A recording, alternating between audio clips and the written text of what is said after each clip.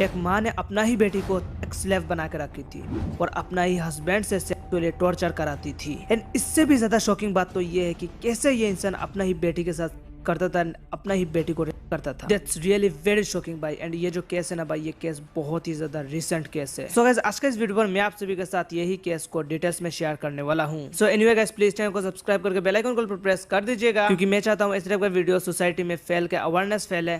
और अगर आप लोग सब्सक्राइब करोगे तो मेरा वीडियो का रीच और भी ज़्यादा आगे जाएगा। तो गाइस प्लीज़ चैनल को सब्सक्राइब करके बेल आइकन को प्रेस कर दीजिएगा एंड प्लीज़ अपना स्टेटस पर शेयर कर दीजिएगा, क्योंकि शेयर इज़ वेरी इंपॉर्टेंट भाई। ये जो कहानी है ये गाजियाबाद का है, जो कि बहुत ही ज़्यादा हॉरर स्टोरी है।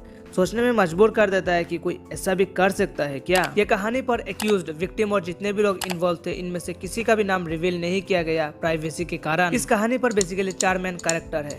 पहले एक लड़की, फिर उस लड़की का भाई और फिर उस लड़की का माँ। सो हम लोग इस लड़की का नाम जैस्मिन इमेजिन करते हैं और जैस्मिन का भाई का नाम अल्फा इमेजिन करते हैं। और जैस्मिन का एक और भाई था जिसका डेथ कोविड-19 के पेंडेमिक के टाइम में हो गया था। और नसीब का भी क्या ही सिलसिला है, जैस्मिन का पापा का भी कुछ ही साल पहले डेथ हो गया था। और डेथ होने के बाद जैस्मिन का मम्मी ने अपने दोनों बच्चे को लेकर अपना नेटिव्स के घर में चले जाते हैं रहने। और कुछ दिन रहने के बाद जैस्मिन, अल्फा और जैस्मिन के मम्मी वो लोग नेटिव्स के घर से गाजियाबाद चले जाते हैं। और गाजियाबाद जाने के बाद जैस्मिन के मम्मी जहाँ पर रहने लगे वहाँ पर वो एक शख्स से मीट करते हैं जो उनकी नाइबर था। और फिर कुछ दिन रहने के बाद काफी लोगों को सस्पेक्ट भी हो गया था कि ये लोगों का बीच में कुछ तो है, क्योंकि पहला चीज तो नाइबर है और आगे आप लोग समझदार हो। एंड फिर और कुछ दिनों के बाद ये जो नाइबर था इसके साथ जैस्मिन का मम्मी शादी कर लेती है। बट ये जो शख्स था जो नाइबर था ये भी ऑलरेडी शादीशुदा था, जिसका 3 बच्चा ऑलरेडी था। बट फिर भी इसने जैस्मिन का मम्मी के साथ शादी किया और पास के एक रेंट हाउस पर जैस्मिन का मम्मी को शिफ्ट कर दिया। सो एनीवे, अभी मैं आप सभी को मेरा पीओवी थोड़ा सा शेयर कर लेता हूँ। आई डोंट नो आप सभी को ये चीज गलत लगा या नहीं, बट मुझे गलत लगा। क्योंकि देखो भाई, अगर वो शख्स अनमेड होता और 3 बच्चा ना होता तो वो अलग बात होता कि नहीं इसने शादी किया और वो भी बेचारी जिसकी हस्बैंड डेथ हो गया।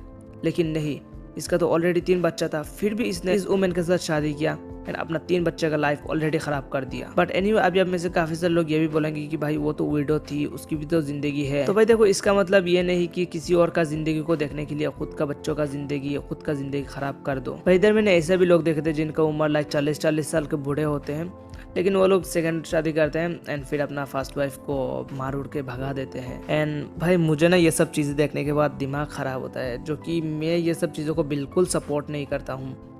लाइक क्यों ही करना है, you already have an wife, so why you have to marry another girl. And also भाई मैं क्या ही बोलूँ, वो लोग ना साथ में फ्लेक्स भी करते हैं, EMI में गाड़ी खरीद लेंगे और अपना सेकंड वाइफ को लेकर के घूमेंगे एंड फर्स्ट वाइफ को तो भाई मार उड़ के कहते। एंड ऑल्सो भाई वो भी ना 40 साल के बूढ़े आदमी लोग करते हैं एंड साथ में वो लोग ज्ञान देते हैं कि ऐसा मत करो वैसा मत करो। लिटरली खुद वो लोग से क्या इन्फ्लुएंस हो रहा है सोसाइटी, वो लोग ये नहीं देखते हैं। एंड देखो भाई, मुझे इस चीज से प्रॉब्लम नहीं है कि वो विडो को शादी कर रही है या फिर कुछ भी। भाई मुझे इस चीज से प्रॉब्लम है कि being already having an wife तुम क्यों कर रहे हो सेकंड टाइम। फर्स्ट वालों को मार उड़ के कैद के बाद में तुम फर्स्ट वाला का जिंदगी बर्बाद करके सेकंड वाले के साथ फ्लेक्स कर रहे हो, लोन से कार ला करके उससे उसको घुमा रहे हो। दिस इज नॉट फेयर कि तुम किसी का जिंदगी खराब करो। एंड ऑल्सो भाई अभी में से काफी सारे लोग ये भी बोलेंगे कि पुलिस इस चीज पर क्यों एक्शन नहीं लेता है। देखो भाई, आज के टाइम में ना सब चीजें बिक जाता है, जो कि मैं अगर बोलूँ तो सोसाइटी भी बिक जाता है। एंड इसी के लिए ये सब चीजें ना बाहर नहीं आ पाता है, सब लोग जान के भी ना चुप रहते हैं। एंड अगर कोई बताने का कोशिश भी करेगा ना तो उसको थ्रेड एंड ऑल दे करके चुप करा देते हैं, फिर जाकर के पुलिस को पता भी नहीं चलता है, जिसके कारण पुलिस भी एक्शन नहीं ले पाते हैं। एंड बाद में जाकर के यही सेम चीज कोई और देख करके रिपीट करता है।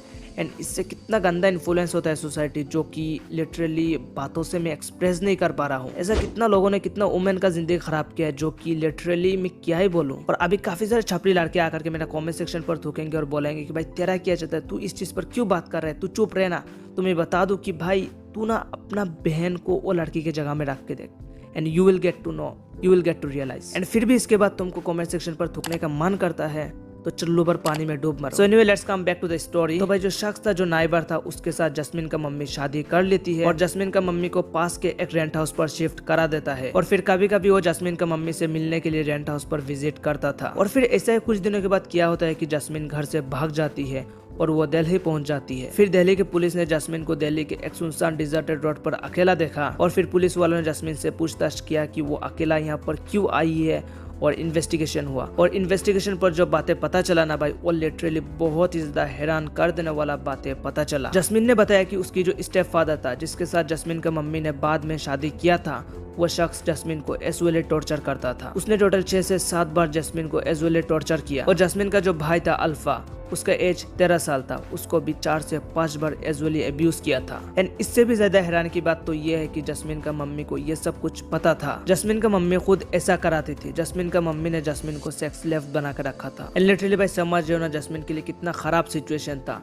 और ऐसा सिचुएशन में माँ अपना बेटी को हेल्प करना चाहिए था, सपोर्ट करना चाहिए था, लेकिन नहीं। Instead of protecting her, she threaten her daughter. Shockingly the woman also threaten to kill her daughter if she had revealed the crime to anyone. And जब ये बहुत ज्यादा हो चुका था, जस्मिन टॉर्चर को सह नहीं पा रही थी। और ये सभी करते टाइम जब उसकी भाई अल्फा ये सभी चीजों के लिए ऑब्जेक्ट करता था, तो अल्फा को भी वो लोग टॉर्चर करते थे। और ये बहुत ही ज्यादा होने के कारण जस्मिन घर से भाग जाती है। एंड 9 अप्रैल में दिल्ली पुलिस ने इन दोनों माँ और स्टेप फादर के ऊपर FIR फाइल किया।